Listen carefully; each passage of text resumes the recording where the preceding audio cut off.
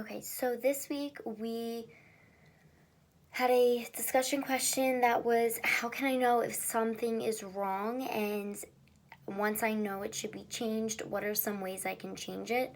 So I watched Natalie Warren's TED Talk, and she talked about her experience fighting for the um, children in Africa and what her experience was with that because there was like a crisis going on where children in Africa were being kidnapped and they were forced to fight in war.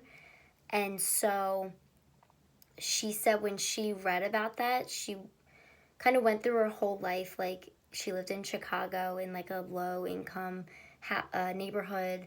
Her dad was really sick and her mom like worked really hard. So she like grew up and she's biracial. So she grew up kind of dealing with like a lot.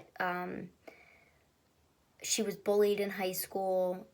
She never really knew, like, she kind of went through like an identity crisis.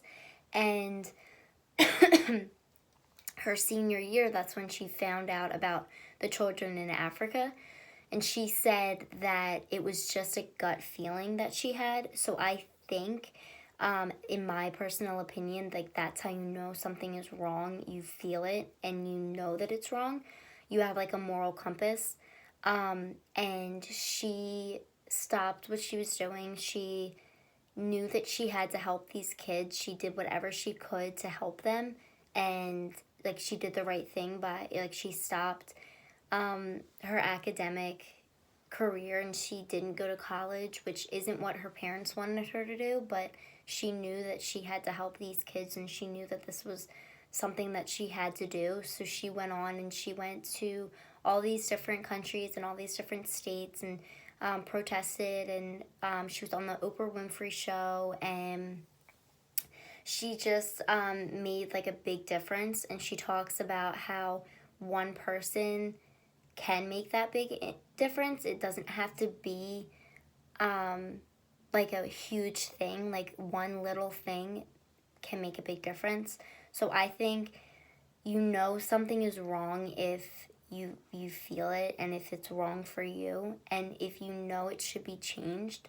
Some ways that you can change it are they don't have to be huge measures. Like you don't have to fly out to Africa and pick up the kids yourself. You can set up like what they did. They protested peacefully and they eventually got the bill passed.